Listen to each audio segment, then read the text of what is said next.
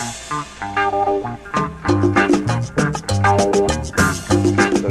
la bienvenida a esta plática, a esta charla de esta noche que vamos a mantener con el escritor, ensayista, periodista que ya nos acompaña desde México, Juan Villoro. Buenas noches, Juan, ¿cómo estás? ¿Qué tal? Muy buenas tardes aquí, buenas noches para allá, querido Pera. ¿Cómo estás, Juan? Pues bien dentro de lo que cabe. ¿Cómo está ese país? ¿Sigue México gravemente ileso, como dice Juan Villoro? Bueno, ¿te refieres al mensaje que aparece en mi WhatsApp de gravemente ileso, que es pues, una manera un poco contradictoria, paradójica de definir los estados de salud? Pues bueno, México, como siempre, sigue siendo un país misterioso, lleno de energía, profundamente complejo y atravesado por contradicciones. Entonces, nos hemos convertido, Pera, en el tercer país con más muertos por el momento y parece que esto ya no va a cambiar, es la tendencia estable en lo que toca a la pandemia. Atrás de Estados Unidos y de Brasil sigue México, lo cual es muy grave. Al mismo tiempo atravesamos una crisis económica muy, muy severa en donde se están perdiendo unos de 15,000 a 20,000 trabajos al día, con lo cual los desempleados potencialmente podrían incorporarse a ese ejército de reserva de la informalidad o del crimen organizado que prospera tanto en México. Mientras tanto, además, la violencia no ha amainado. Hemos visto señales de fuerza muy preocupantes del cártel Jalisco Nueva Generación, que hace apenas un mes hicieron un atentado al jefe de seguridad de la policía capitalina en plena Ciudad de México, en el corazón mismo, Paseo de la Reforma, y le lanzaron durante 3 minutos más de 150 balazos de alto poder, gracias al blindaje nivel 5 Plus del vehículo en el que viajaba.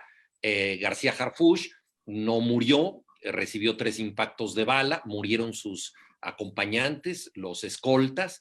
Entonces, esto habla de una presencia del crimen organizado y sobre todo de un deseo de teatralizar la violencia, es decir, de hacerla manifiesta. Pocas horas o días después hubo un gran desfile también de este mismo cártel, el Jalisco Nueva Generación, en donde presentaron en un video una caravana infinita de vehículos pintados de camuflaje con el emblema y las siglas del cártel Jalisco Nueva Generación, donde hacían un claro despliegue de sus fuerzas. Entonces, el crimen organizado avanza, el desempleo avanza, la epidemia avanza. Todo esto abona muy poco para un país que además se encuentra bastante polarizado en cuanto a la opinión pública. Entonces es un momento crítico, es un momento difícil. Hay, por supuesto, cosas muy buenas en el país al mismo tiempo, pero sí el diagnóstico fundamental es más bien de una nación que pide entrar a terapia intensiva. Juan, a ti te ha tocado, por motivos profesionales, vivir el inicio de la pandemia en Estados Unidos, en la costa californiana, y te ha tocado luego volver a tu casa, a tu hogar en la Ciudad de México. ¿Cómo has visto ese tránsito entre los Estados Unidos de DJ Trump y los Estados Unidos mexicanos de AMLO? ¿Cómo has visto ese tránsito y qué has sentido en esa sensación de cambio? Bueno, yo estaba dando clases en la Universidad de Stanford, vivía en San Francisco, y cuando se pidió que la población se quedara en casa, pues yo decidí regresar a México porque mis clases ya las iba a tener que dar en línea y al mismo tiempo quería estar cerca de mi familia. La situación es muy diferente porque en Estados Unidos muy rápidamente el panorama fue como el de una tierra de zombies, es decir, todo mundo desapareció de las calles, se generó una paranoia colectiva muy fuerte. Al mismo tiempo, los médicos, eso lo reportaron después, recibieron un protocolo de 7 páginas en donde para que Medicare apoyara a los pacientes con coronavirus era necesario llenar una serie de requisitos y por lo tanto mucha gente que no estaba segura de tener el virus, pero que quería recibir atención médica, quizá exageró sus padecimientos porque en Estados Unidos no hay una salud pública como la de Europa que cubre a la mayor parte de la población. Entonces todo esto generó una enorme paranoia y en México la situación era muy distinta porque el encierro era discrecional. Creo que fue una medida de salud pública correcta por parte del gobierno mexicano, porque en México no hay epidemia más fuerte que el hambre. Y hay mucha gente que si no sale a la calle todos los días, sencillamente no come. Y creo que sin explicarlo de esta manera, el presidente López Obrador, cuando dijo no se preocupen, abrácense, sigan saliendo, hagan su vida normal, lo que estaba diciendo en el fondo era aquellos que tengan una necesidad imperiosa continúen con su vida normal y los que cuenten con el privilegio de poder estar en casa, quédense ahí. El encierro es desde luego un lujo en México. Creo que como medida de salud pública era correcta, aunque me parece que se debería de haber formulado más claramente porque responde a una lógica muy necesaria para la población. Según datos oficiales, Pera, del propio gobierno mexicano, el Instituto Nacional de Geografía y Estadística, México tiene un 40% de pobres respecto a la población y más o menos los cálculos que se hicieron en el arranque del coronavirus fue que el 40% de la gente seguía saliendo a las calles, que equivale pues a la gente que tiene mayor necesidad, lo cual no necesariamente tiene que ver estrictamente con esa categoría social. Hay mucha gente con más recursos que igual salió a la calle por irresponsabilidad o por necesidades de otro tipo, pero creo que se puede establecer eso. Ahora bien, con el impacto brutal de la pandemia, el nivel de pobreza ya se encuentra arriba del 50%. Entonces la gente tiene que salir todavía más y estamos en una situación muy crítica porque justo en el momento en que el famoso pico de la curva llegaba a lo que esperamos sea su punto más alta, se permitió que la gente saliera, es decir, se pasó del llamado semáforo rojo al semáforo naranja. Entonces se recupera la actividad social en el momento en que puede haber más contagios, con lo cual básicamente lo que se está haciendo es asumamos los muertos que esto va a acarrear, lo cual por supuesto es muy grave porque los empleos se pueden reponer, pero no las vidas. Esa es más o menos la situación que tenemos. Ahora, la tensión social se ha vivido con menos fuerza que en otros lugares, por ejemplo, en los sitios, y tal vez fue la experiencia de ustedes en España, en donde la gente estuvo enclaustrada físicamente durante mucho tiempo. Aquí ha sido más relajado todo porque hemos podido salir, incluso los que voluntariamente nos quedamos en casa gozando de este privilegio, de pronto hemos salido sin que nadie nos lo impida, de modo que la tensión social en ese aspecto ha sido menor.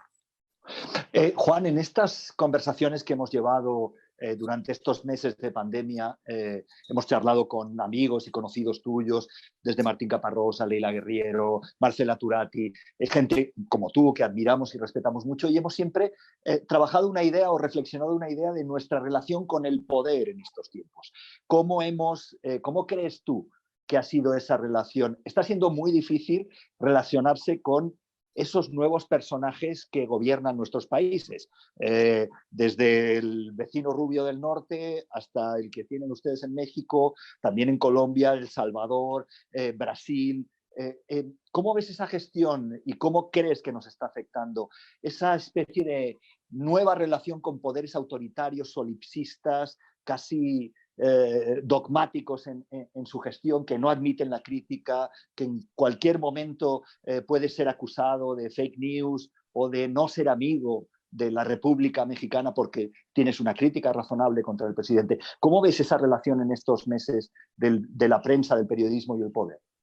Bueno, el periodismo está sumamente debilitado en estos tiempos, lo cual no lo hace menos importante. Al contrario, yo creo que el hecho de que el periodismo de calidad pase por malos momentos, simple y sencillamente refrenda su importancia. Ojalá pueda volver a ser parte del discurso dominante de la sociedad, pero por el momento se encuentra excluido.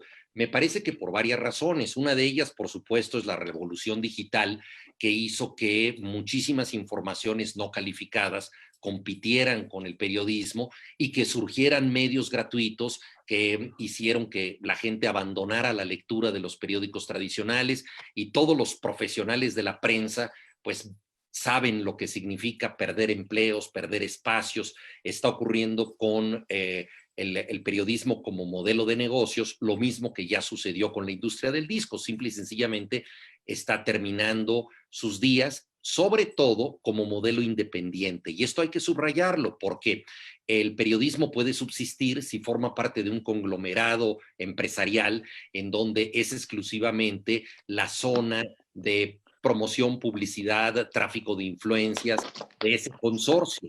En esa medida, el periodismo no tiene por qué obtener recursos, pero si los periódicos, las plataformas de medios quieren vivir solo de sí mismos, requieren de un apoyo que no están teniendo en estos momentos, porque, por desgracia, los lectores no se han convertido en militantes que estén apoyando esta verdad o esta búsqueda de la verdad tan necesaria. Ese es un fenómeno. Ahora, mientras tanto, ha ocurrido que numerosos países, incluso algunos de ellos con una tradición cultural tan extraordinaria como la de Italia, tienen mandatarios como Salvini, o en Estados Unidos, un país con acceso a la información absolutamente extraordinario, pues tiene a Donald Trump. En el 2016, cuando él ganó las elecciones, el diccionario Oxford dijo que la palabra del año debía ser posverdad, señalando que esta mentira que hace uso ideológico de la verdad, es decir, no se trata solamente de negar la realidad, sino de negarla con una causa, con una razón ideológica. Entonces, en los Estados Unidos de Donald Trump se entronizó el mundo de la posverdad, y él es hoy en día el tuitero más poderoso del planeta, lo cual habla bastante de lo que significa ese medio. Entonces, en esta circunstancia, personajes como él, como Bolsonaro, como el propio Salvini, pues han ignorado totalmente a los medios, y debo decir, esto no les ha afectado mucho. En México, Andrés Manuel López Obrador, nuestro presidente, tiene una aceptación hoy en día, según una encuesta que a mí me parece bastante seria, del periódico El Financiero, de 58%, lo cual es elevadísimo, sobre todo tomando en cuenta la circunstancia de la crisis, la pandemia, todo esto. Entonces, un presidente que goza del favor de la gente y que llegó al poder con 30 millones de votos. Sin embargo, yo diría que el 80% de la prensa está en su contra, pero esto no le afecta. Es decir, la prensa influye cada vez menos, y por prensa me refiero a los medios, es decir, también a los canales independientes de televisión, los que hacen información por streaming, las plataformas digitales, todos ellos. Entonces, nos hemos vuelto un tanto prescindibles para el debate nacional, y los presidentes se dan el lujo de simplemente ningunear o desestimar las informaciones de los periódicos sin que esto afecte. ¿Significa esto que la búsqueda de la verdad, la opinión razonada y calificada han dejado de importar? Me parece que no. Al contrario, creo que es muy peligroso lo que está pasando, porque se carece de una información autorizada. Pero los periodistas no hemos encontrado la manera de hacernos suficientemente necesarios, y los lectores potenciales tampoco se han convertido en esos cómplices que apoyen estos proyectos. Entonces, estamos ante una circunstancia angustiante, pero que al mismo tiempo resulta muy estimulante. Es decir, tenemos que reinventar un poco el oficio y tratar de demostrarle a la gente que la búsqueda de la verdad y la información calificada son de primera necesidad para el debate social. Eso, por desgracia, no está ocurriendo hoy en día. Debo decir también que, como una reacción maquinal a las actitudes de los gobernantes, los periódicos han incurrido también en una polarización ideológica lamentable. Mientras estuve viviendo en Estados Unidos, escuchar CNN era escuchar una agencia panfletaria que lo único que quería era demostrar que la prioridad mundial era lograr el juicio político a Donald Trump, con argumentos, dicho sea de paso, y aún pensando que es un pésimo presidente, sumamente endebles. Y mientras tanto, la cadena Fox lo defendía capa y espada. Lo mismo se puede decir del New York Times como periódico, que ha sido lamentable en su cobertura, en el sentido de que ha abdicado de cualquier pluralidad.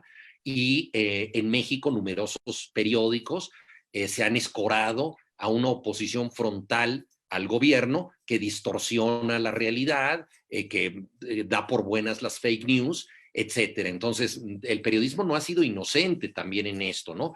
Y hay que decir que ni Trump, ni Bolsonaro, ni López Obrador inventaron la polarización. Yo diría que al contrario, López Obrador fue víctima de una condena ejercida desde el poder cuando trataron de quitarle el fuero cuando él era jefe de gobierno de la Ciudad de México, y él fue víctima de una satanización sistemática hecha desde el gobierno del presidente Vicente Fox, y ahora desde luego él también responde. Es decir, él no inventó esto, es la realidad que tenemos los mexicanos, que es muy grave, pero que forma parte de un panorama mundial donde la opinión está polarizada en todas partes, ¿no? Después de la caída del muro de Berlín se pensaba que pasaríamos a un mundo sin bloques. Ahora estos bloques están al interior de cualquier país, en ocasiones al interior de una familia y a veces al interior de uno mismo. Juan, es un momento donde si resucitaran los ilustrados radicales Diderot, D'Holbach, D'Alembert, se volverían a su tumba porque la razón no parece pasar por un buen momento. En ese sentido y en esa crisis casi de sentido que planteas y también con una potente autocrítica que reclamas y reclamamos por parte de nosotros mismos como constructores de periodismo y constructores de alguna manera de realidad, ¿no? A través de esas armas del periodismo. ¿Qué crees tú? Si tuvieras la posibilidad de ser un alquimista y convertir el hierro en oro, ¿cómo crees que se podría, según tu opinión, intentar salir de esta crisis de sentido periodística? Estamos viendo que la polarización no funciona. Estamos viendo que por muy importante que sea esa búsqueda razonada de la verdad al estilo clásico, tampoco estamos teniendo la repercusión deseada por parte de nuestros lectores, radioescuchas, espectadores o cliqueros en las web. ¿Qué crees tú que se puede hacer en esa alquimia extraña en la que vivimos hoy en día? Bueno, primero que nada quisiera romper una lanza en favor de los ilustrados. Yo creo, querido Pera, que Diderot, D'Alembert, grandes enciclopedistas, Rousseau, Voltaire y compañía, tuvieron extraordinarios anticuerpos ante la adversidad, porque su tarea no fue nada fácil.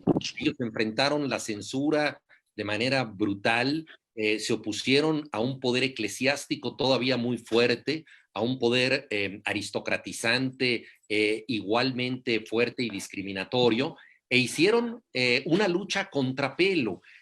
Hoy en día los vemos como personas que tuvieron razón, y creo que es cierto. Y yo me parece que la inteligencia, el periodismo de calidad y la ciencia van construyendo el sentido común del futuro. Es decir, no siempre en su tiempo se piensa que eso es auténtico. Pensemos en Darwin, ¿no? Es decir, él habla del origen de las especies y cuando él dice que el hombre desciende del mono y tiene parentesco con los primates, esto es un escándalo terrible, ¿no? Y así sucesivamente. Entonces, yo creo que si pasamos de los tiempos de la enciclopedia a los tiempos de la Wikipedia, pues podemos pensar que incluso la adversidad que corremos hoy en día es mucho menor que la que corrió, por ejemplo, Rousseau, ¿no? Al que varios de sus amigos le dijeron: no firmes tus escritos con tu nombre porque te van a condenar. Él firma el Emilio con su nombre y tiene que huir porque él decide hacer un tratado de la educación que no esté sometido ni al poder autoritario y aristocrático dinástico que existía entonces, ni tampoco al poder eclesiástico. Y esto le cuesta el exilio, se atreve a firmar con su nombre y son circunstancias que, por suerte, en muchos países no tenemos que vivir hoy en día. Entonces, yo creo que debemos aprender también de esa lección. Nosotros entendemos que lo que dijeron los ilustrados es hoy en día parte de nuestro sentido común, pero la lucha que ellos tuvieron que afrontar en su momento fue quizá más compleja que la que tenemos que afrontar nosotros para construir nuestro propio sentido común del futuro. ¿Qué debemos hacer? Me parece que es esencial, querido Pera, no romper la condición del periodismo, de establecer vínculos entre realidades que no se han tocado. Una de las grandes enseñanzas que nos puede dar un periodista es arrojar luz sobre la realidad y demostrar que cosas que aparentemente no se han conectado, digamos un fenómeno deportivo con un tema religioso o con un tema económico, político, pueden articularse y así entenderse mejor. Entonces, el periodismo conecta zonas dispersas, es como un sistema de dibujar a partir de puntos en el espacio, trazar figuras, esto para establecer conexiones de sentido y para entender la realidad. Pero así como el periodismo en su proceso de conocimiento de la realidad une territorios que solamente gracias a esta información entran en contacto, así también me parece que debe ser un campo de discusión de las ideologías y de las posturas en donde ofrezca paridad a distintas voces. Esto hace mucha falta. Entonces, ahora, por ejemplo, yo leía un reportaje de una persona que se queja del maltrato que reciben los inquilinos en un edificio en la Ciudad de México, lo cual probablemente es cierto, pero no le concedía voz a la otra parte, que son los que pretenden hacer un arreglo o un desalojo o cobrar mayores alquileres, etcétera. Entonces, tú no puedes entender un conflicto si no ves las dos partes, aunque tengas una parcialidad por una de ellas. Martín Caparrós ha dicho con toda razón que no hay periodismo imparcial y que todo periodismo se hace en primera persona, aunque el autor no hable de sí mismo, porque la sola mirada del periodista es una manera de tomar partido. Pero dicho esto, creo que el periodismo debe ser esa zona de confluencia que no nos está dando la realidad. Tú lo has visto en Cataluña, ahí nació mi padre, tengo muchísimos amigos en la discusión sobre el independentismo y el constitucionalismo. Muchos amigos han roto el diálogo. Yo creo que es parte del periodismo tratar de establecer estos puentes, esté uno de acuerdo con una postura o con la otra, ¿no? Uno no puede ser absolutamente neutral. Eso me parece muy importante. Otra cosa decisiva es que creo que el periodismo debe emprender una tarea educativa que no ha hecho hasta la fecha. Creo que la mayoría de los lectores no saben cuál es la diferencia entre leer un medio que no tiene arbitraje o autoridad y otro medio cualquiera. Tampoco tiene mucha idea el periodista de quién es el dueño de un periódico. Manuel Vázquez Montalbán, a quien no debemos dejar de citar, decía que la primera lección de un periodista es saber quién es el dueño de su periódico, porque ahí está el límite de su libertad. Si el dueño del periódico también es dueño del hipódromo, él difícilmente va a poder hablar del mercado de caballos con toda libertad, ¿no? Él tiene que tener una postura de acuerdo a los intereses de su dueño. Entonces, tenemos que transmitirle esto a los lectores. Un lector puede pensar que un periódico que pertenece a un megaconsorcio y donde ese periódico simplemente sirve para hacer negocios a través de publicidad que se le vende a los políticos es igual que un periódico de periodistas, una cooperativa que solo vive de sí misma. Entonces, este trabajo educativo no lo hemos hecho.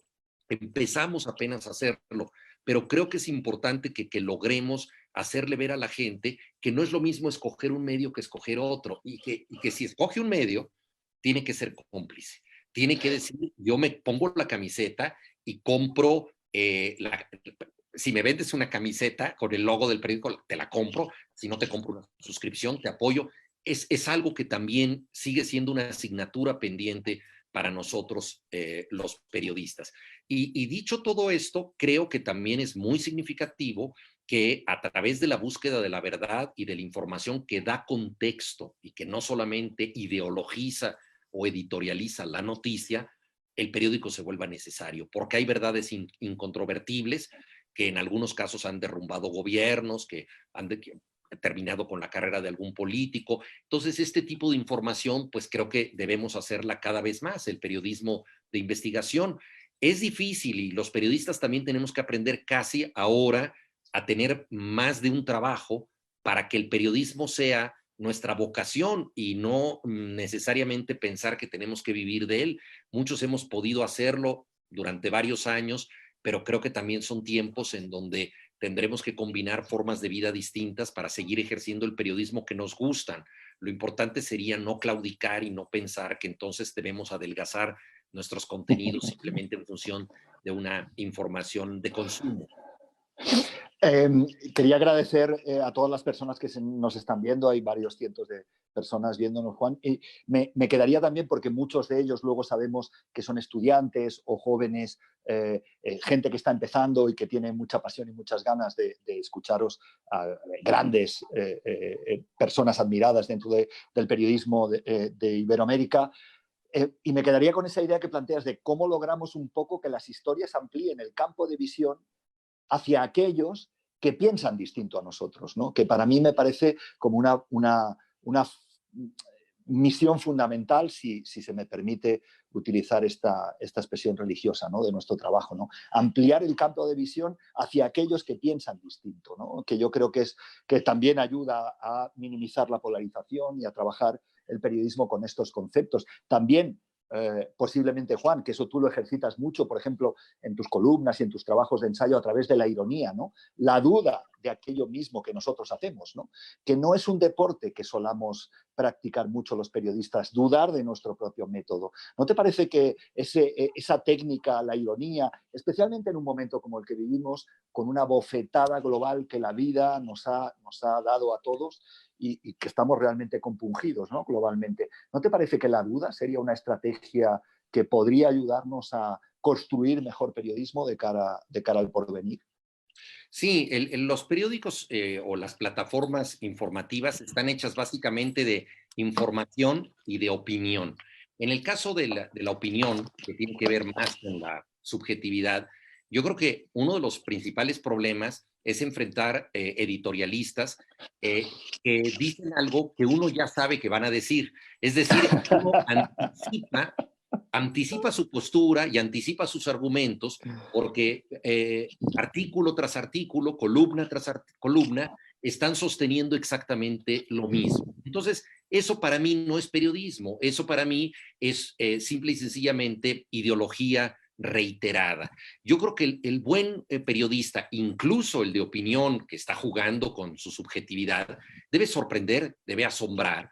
Y ahí me parece muy importante lo que tú mencionas de la ironía, porque la ironía es, de alguna manera, una válvula de seguridad contra la solemnidad del propio periodista. O sea, si un periodista se toma con cierta ironía y no pretende tener razón, no pontifica, no habla verticalmente para ilustrar a la población y no reitera una verdad como se reitera un mantra religioso, entonces el periodista que tiene ironía puede, creo que convencer mejor, porque todos nosotros dudamos, y dijiste algo muy importante, la duda forma parte de la información.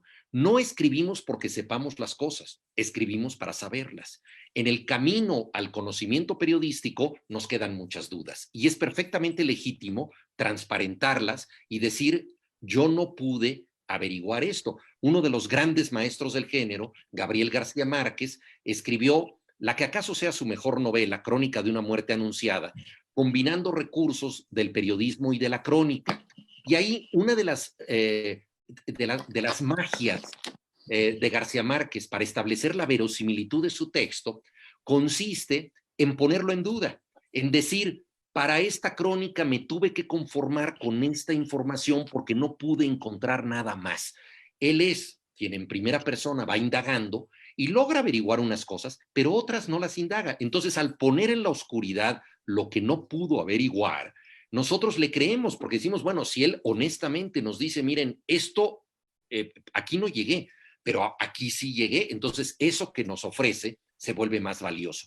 Y yo creo que lo mismo opera en cualquier tipo de argumentación. Nosotros entramos y podemos decir, de esto estoy seguro, de esto estoy convencido, aquí me quedan muchas dudas y tengo perplejidades. Y uno habla desde esa perplejidad. Pensemos en los cronistas de Indias, cuando llegaron al Nuevo Mundo y no entendieron nada, lo cual era perfectamente lógico porque ignoraban esas civilizaciones, jamás habían visto esas ciudades y ni siquiera disponían de un vocabulario adecuado para describir las frutas, los animales, las cosas que estaban viendo. Entonces ellos hablan desde el asombro y desde el desconocimiento, pero no dejan de transmitirnos un primer contacto esencial con ese mundo. Y yo creo que en ese sentido todos somos cronistas de Indias. No tenemos por qué conocer la realidad. Nosotros vamos a buscarla precisamente para conocerla y en el camino averiguamos mucho, si somos buenos periodistas y tenemos suerte, pero también otras cosas las dejamos en la sombra.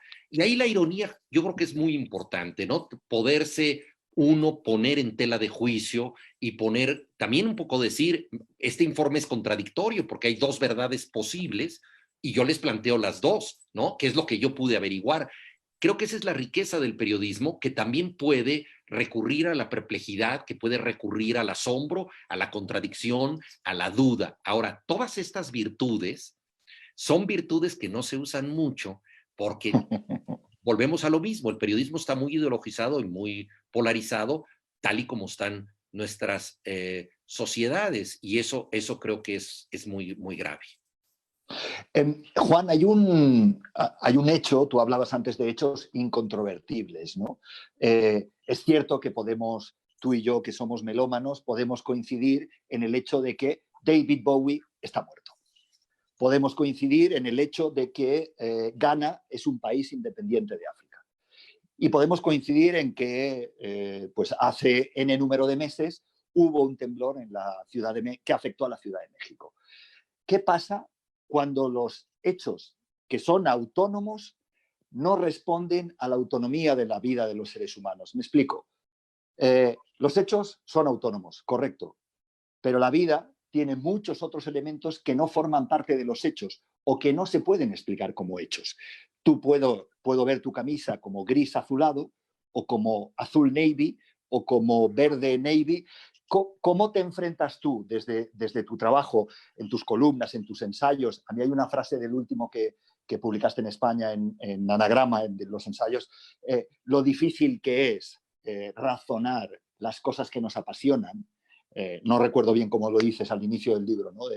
Y lo fácil que es razonar nuestros odios, ¿no? O sea, ¿cómo te enfrentas tú a esa situación en el trabajo periodístico, de esas situaciones que exigen más allá de los hechos, que hablan de los sentimientos, que van mucho más allá de la razón, que se explican solo a través del corazón, que no tienen el cerebro detrás o la parte racional del cerebro detrás a la hora de explicarlas? ¿Cómo te enfrentas tú? Lo digo también porque hay mucha gente que nos estará escuchando y que puede tener interés en saber qué siente Villoro cuando los hechos le superan, ¿no?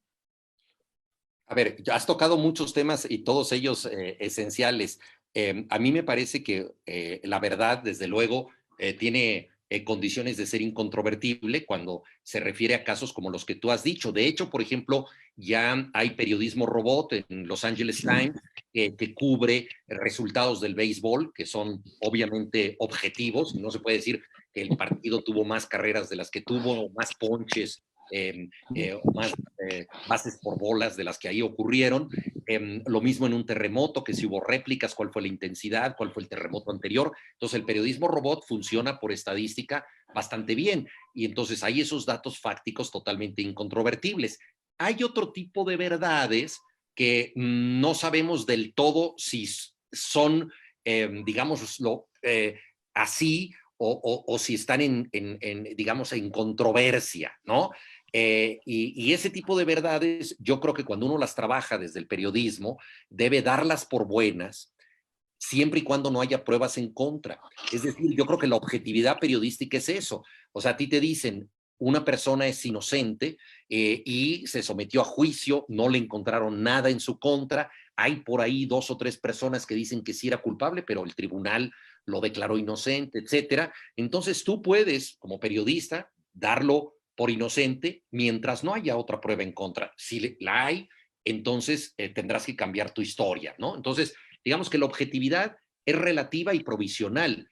Mientras no haya pruebas en contra, eso es lo que ocurrió. Ahora bien, la experiencia humana ocurre al menos en 2 niveles, en el mundo de los hechos que tú mencionabas y en el mundo de la representación de los hechos. Paso al tema que tú tocabas, lo que nosotros sentimos, lo que pensamos, nuestras subjetividades. Y esto complica mucho las cosas, porque cuando somos testigos de un suceso, ponemos en juego nuestros prejuicios, nuestras emociones, nuestras prenociones, quiénes somos nosotros en el momento de juzgar las cosas.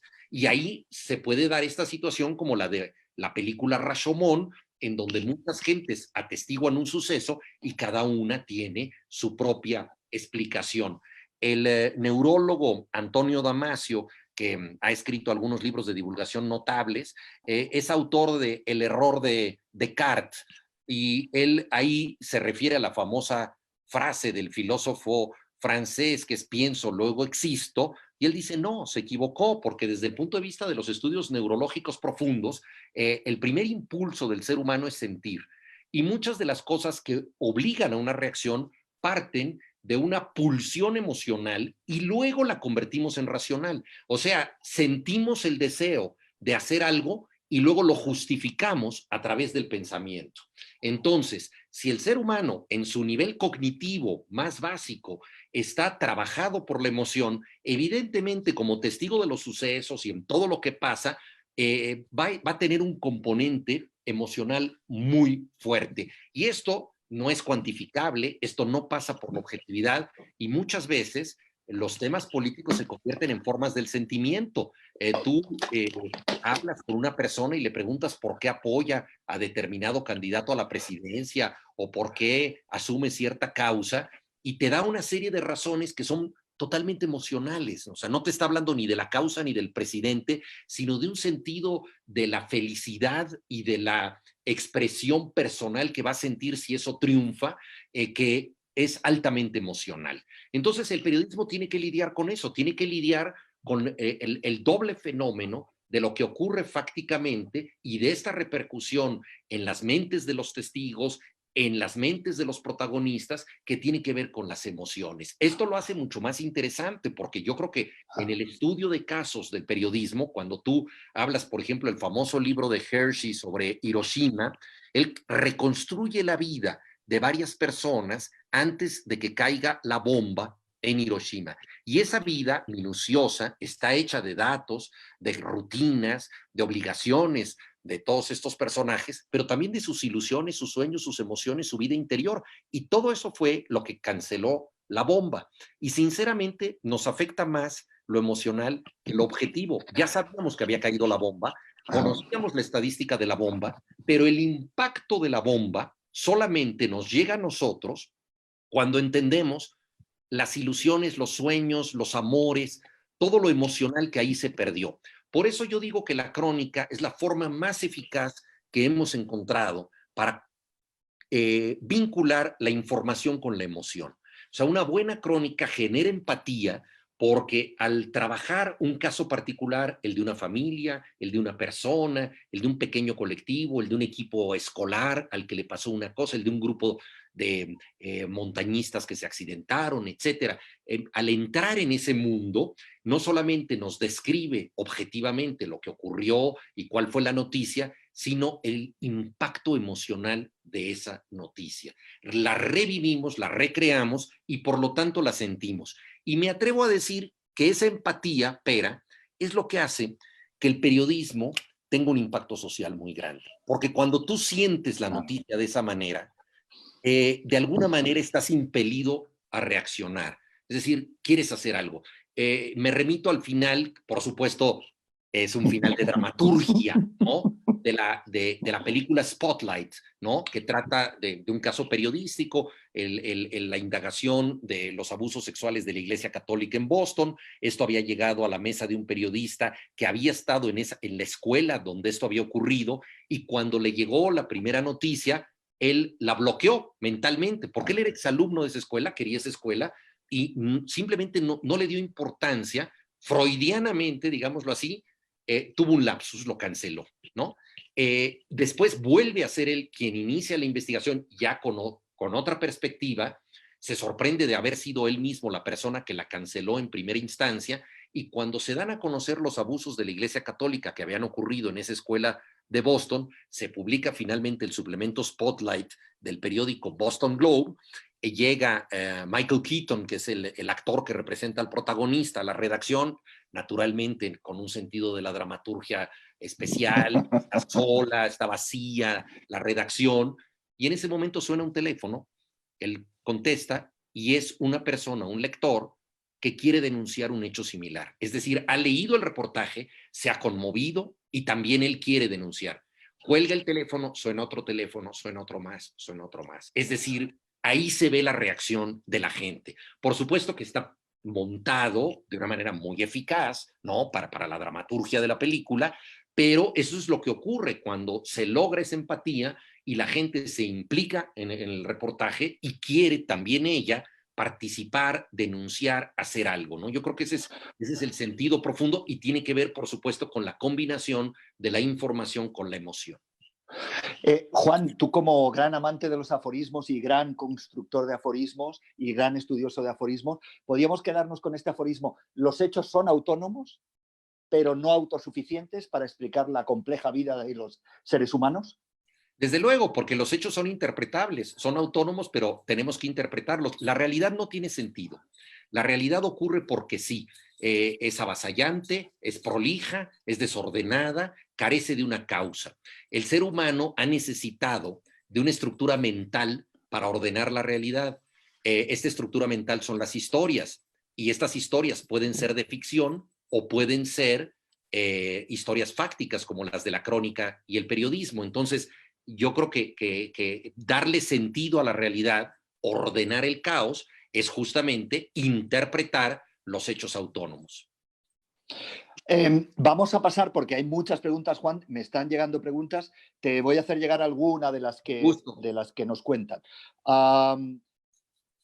Por mail nos habla, ¿cómo ve Juan Villoro el periodismo colaborativo y qué resultados de medios pequeños para informarse que se conviertan los lectores también en mecenas y socios? ¿Qué te parece ese fenómeno? Bueno, yo creo que el periodismo tiene muchas posibilidades en red. Por ejemplo, cuando se está haciendo información en línea, la posibilidad de que gente que está leyendo ese reportaje se convierta en informante, creo que es muy, muy significativo. O sea, crear la noción de chat informativo creo que es muy rica. También creo que es muy importante la investigación colectiva. No todos podemos estar al mismo tiempo en todas partes. Entonces, reunir distinto tipo de perspectivas periodísticas y fundirlas en un solo texto me parece que es muy importante, y creo que los pequeños medios le pueden apostar mejor a este tipo de información instantánea, colectiva, calificada entre todos, ¿no? Creo que en ocasiones las comunidades han servido para el linchamiento de una manera atroz en las redes, pero creo que también pueden servir para la información colectiva, para crear este relato que solo podemos contar entre todos. Por ejemplo, aquí en México ha habido casos, el gobernador Javier Duarte, actualmente en la cárcel, en Monterrey, propuso hacer la llamada Ley Duarte para prohibir precisamente que los ciudadanos informaran sobre asuntos delictivos, casos vinculados con el narcotráfico, etcétera. La Suprema Corte de Justicia tuvo que atraer esta iniciativa de ley para echarla abajo. Entonces, eso fue, por supuesto, muy peligroso, porque atentaba contra la libertad de expresión. Entonces, contraviniendo eso que pretendía que hacer uno de los gobernadores más corruptos que ha tenido México, Javier Duarte, del PRI, el periodismo en chat puede lograr que, por ejemplo, una persona, para hablar de la población de Veracruz, que está en Boca del Río, muy cerca de la ciudad, ya prácticamente es área conurbada, y está viendo una situación de balacera, de crimen, etcétera, puede informar desde ahí como testigo de los hechos, mientras otros están en otro lado, y en situaciones muy críticas de violencia no es posible el desplazamiento. Entonces se necesita este tipo de información en zigzag, y yo creo que es una de las grandes posibilidades que nos dan las redes, y creo que los medios pequeños lo pueden hacer mejor. Bueno, de hecho hay medios en México importantes. Quiero mencionar Animal Político, que es un medio muy significativo, que trabaja mucho en una información que ellos llaman horizontal, es decir, tomando muy en cuenta las necesidades, los planteamientos y sobre todo las informaciones de sus propios lectores. Juan, nos preguntan por aquí, vamos rápido porque hay bastantes preguntas. Ha sido recurrente en todas estas conversaciones que han llevado tanto el profe Omar Rincón como Pati Godoy, como yo en mi caso, hablar de activismo. Y hablar de activismo relacionado con el periodismo. Y entra un poco en contradicción en esa mirada, digamos, racionalizada que tú planteabas antes de ese periodismo que le interesa más a Juan Villoro, y que compartimos esa idea, ¿no? De tratar de buscar medianas en sentido matemático de cómo construir debates que ayuden a las sociedades. ¿Qué papel juega, según Juan Villoro, el activismo en ese análisis de la realidad a través del periodismo? ¿Qué papel crees que debe jugar el activismo? Bueno, el activismo yo creo que es parte de nuestra sociedad y es muy necesario porque creo que una de las lecciones del tercer milenio es que la política al uso, la política tradicional, está totalmente rebasada. Creo que una de las categorías menos interesantes de la vida social es la de político hoy en día.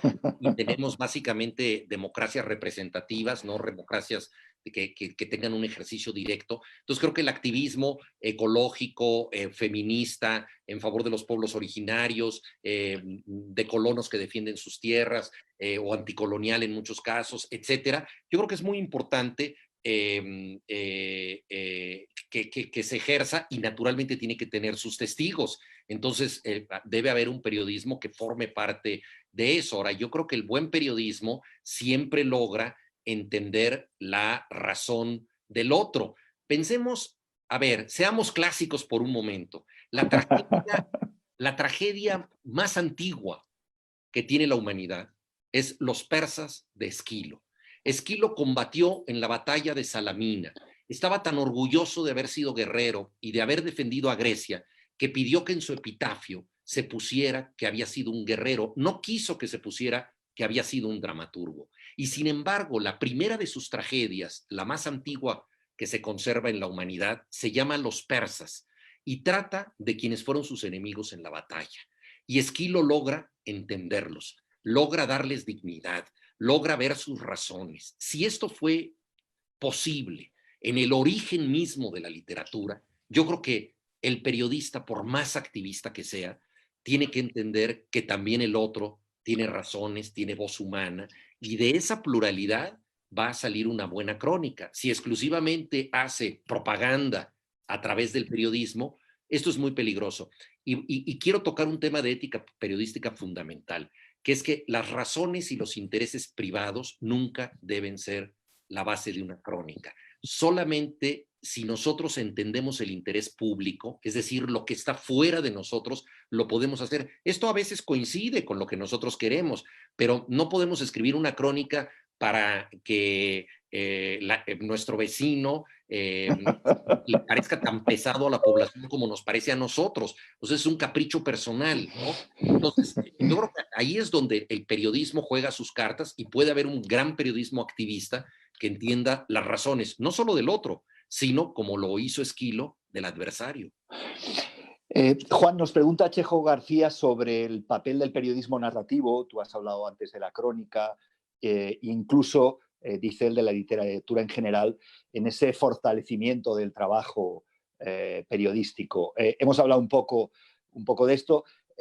Yo matizaría esa pregunta agradeciéndole a Chejo y te preguntaría por la belleza. Tú sabes que yo soy un profundo buscador de la belleza, no en el sentido estético de la palabra, sino en el sentido periodístico como desafío, como reto, como ofrecimiento valiente y generoso de desafiar la belleza de la duda humana, ¿no? ¿Qué papel crees que ese trabajo bello que aporta la literatura, las armas de la literatura, a la crónica, por ejemplo, en el caso que citabas antes, ayuda a que el periodismo recupere de alguna manera el papel que algún día tuvo?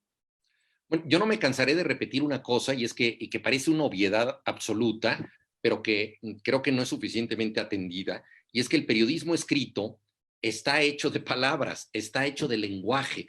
El lector no entra en contacto con la realidad que tú estás documentando, sino con ese filtro que tú estableces, que es el lenguaje.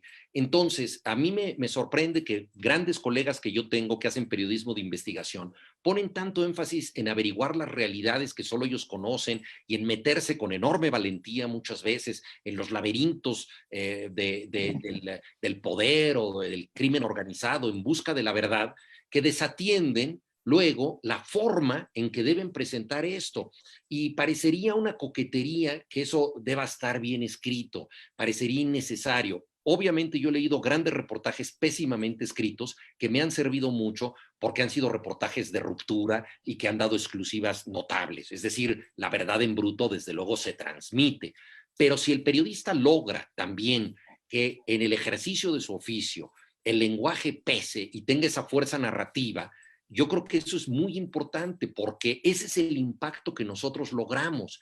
Y para hacerlo, sí requerimos de entender que el periodismo puede ser una forma del arte, es literatura bajo presión y no se trata de esperar que la gente muera para que nosotros concibamos una metáfora. Ese sería el más ruin de los propósitos. Se trata de saber que aunque la gente muera, y lo cual es terrible y doloroso, nosotros que vamos a rendir cuentas, debemos ser capaces de hacer que esa muerte valga a través de las palabras. Y si vale a través de las palabras, es porque tuvo algo que ver con la estética, no en el sentido de embellecer la muerte o incluso de agradecerla o celebrarla, sino por el contrario, de demostrar su horror con tal eficacia que uno siente la necesidad de que eso no vuelva a ocurrir, eso se graba para siempre y eso tiene un peso hondo.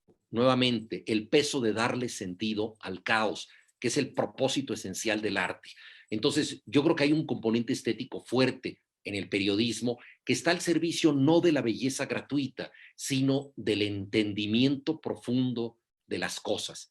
Cuando tú comprendes algo, eso es una forma de la belleza. La verdad es una forma de la belleza. Por eso Goethe tituló sus reflexiones Poesía y verdad, son una y la misma cosa.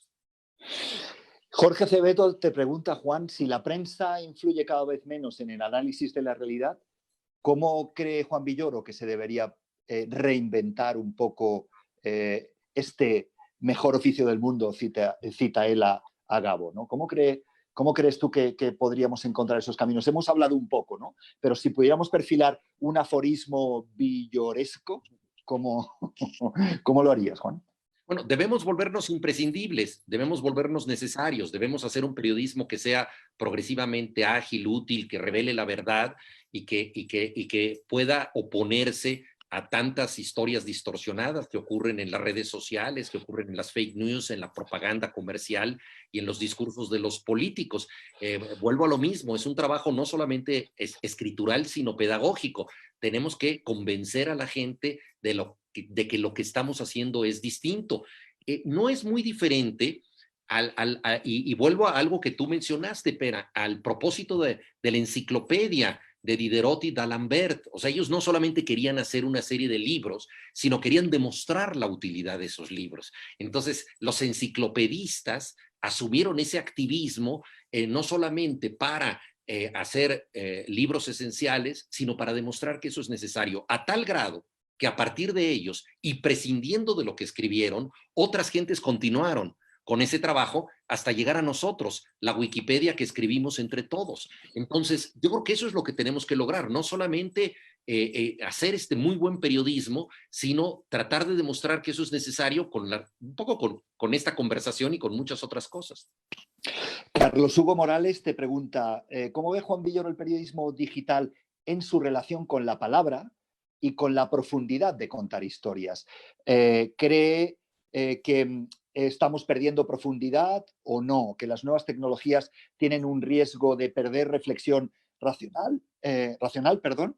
Es una muy buena pregunta que va acompañada de una reflexión ya muy lúcida, muy importante. Efectivamente, si nosotros vemos lo que ocurre en las redes, obviamente el nivel de lenguaje pues no siempre es el mejor, la profundización no es la óptima y sobre todo el seguimiento de los textos a través del tiempo pues no es tan notable. Yo creo que Internet es muy útil para conocer lo último, pero rara vez conoces lo primero. Entonces, cuando entramos en una polémica, por ejemplo, que está ocurriendo en redes, sabemos lo último que pasó, pero esa polémica remite a cosas anteriores que ya no vamos a ver. Incluso en ocasiones ni siquiera conocemos el origen o no llegamos ya a él. Entonces, estás siempre en lo último, no estás en lo primero. Y yo creo que eso obedece a que somos los bárbaros de una nueva civilización, estamos a la orilla de un nuevo océano, de un nuevo medio, y poco a poco iremos regulando esto. Yo confío en que el periodismo en red va a profundizar sus efectos.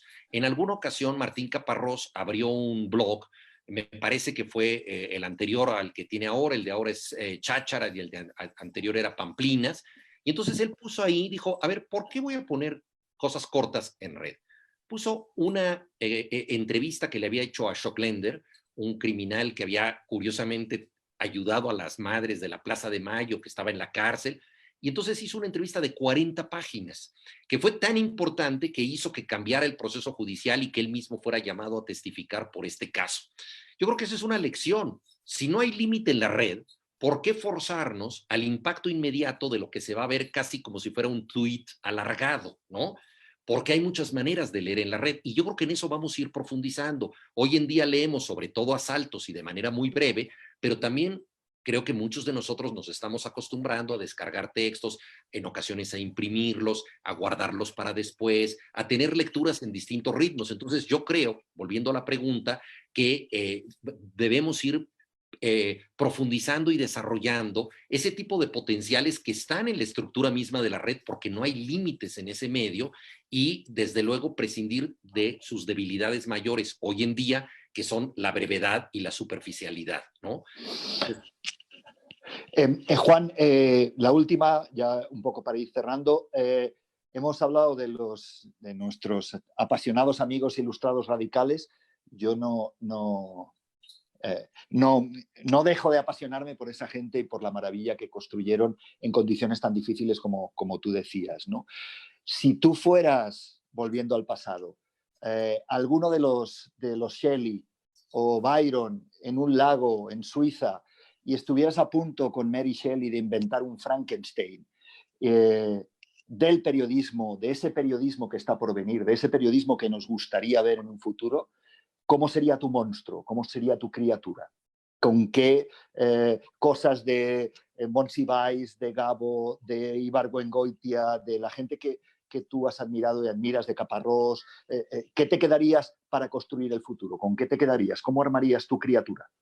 Bueno, yo creo que un gran periódico, sea el que sea, o un gran medio digital o en cualquier otro formato, es un pacto entre la necesidad y la tentación. Hay cosas que necesitamos saber. No es posible que el domingo no tengamos un análisis de los partidos de fútbol.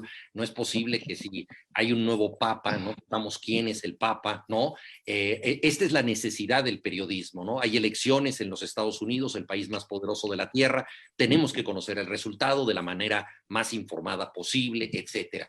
Entonces hay muchas cosas que son de necesidad. Ahora bien, todos nosotros sabemos, y hubo un sociólogo especialista en esto, Thorstein Veblen, que las necesidades también se generan. Entonces, en la medida en que un periódico es rico, no solamente está generando la necesidad de saber lo más obvio, sino también algunas cosas más ampliadas, porque a través de la información podemos ir generando la necesidad de saber más cosas. Entonces, tener necesidades variadas, yo creo que eso es lo más rico que puede tener un periodismo en ese campo y debe cumplir ahí el compromiso básico que es la búsqueda de la verdad, porque todas estas informaciones necesarias deben pactar con la objetividad. Pero al mismo tiempo, y eso yo negaría la cruz de mi parroquia si no lo defendiera, el periodismo tiene que ver con la tentación. Héctor Abad Faciolince escribió un texto muy hermoso de un vendedor de verduras en Mendoza, Argentina, que se negaba a tener un servicio de entrega a domicilio, se negaba a tener lo que en Argentina se llama delivery, y le preguntaron por qué no tiene delivery, y él dijo, porque yo no solo vivo de la necesidad de la gente, yo vivo de sus tentaciones.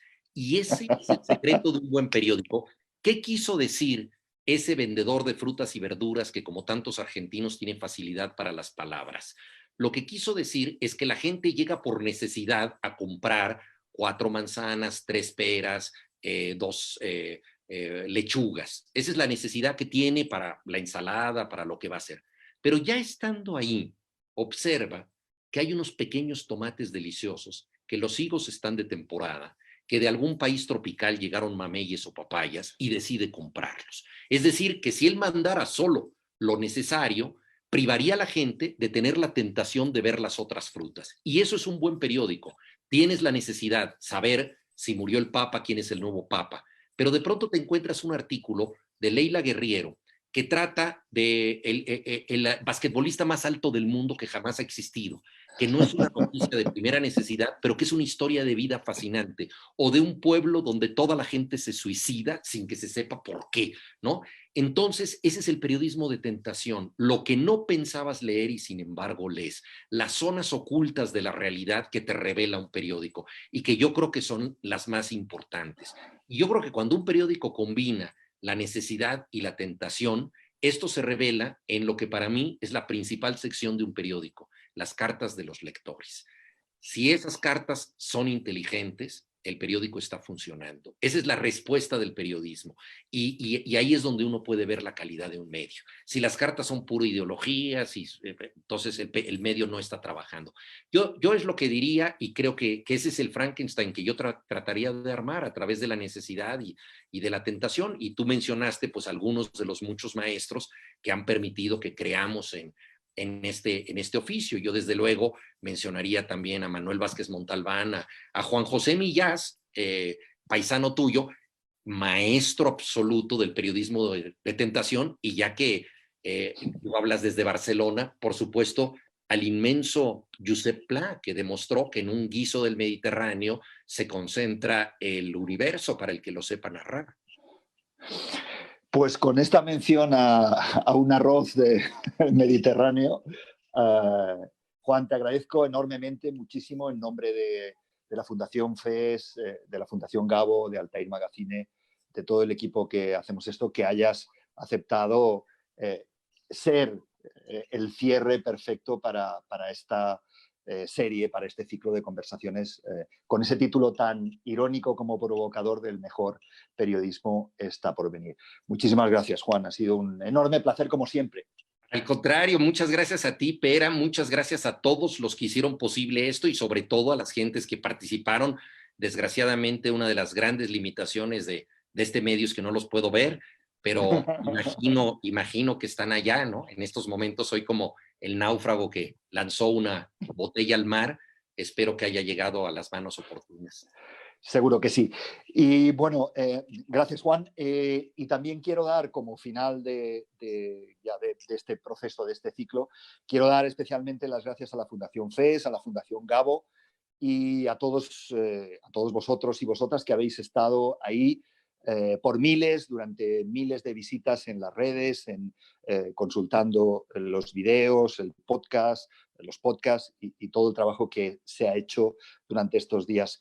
Hablando de hechos, que comentaba ahora Juan, los hechos, los números no mienten. Y si es que no miente Google, pues habéis sido miles y miles, decenas de miles las personas que habéis compartido esto con nosotros.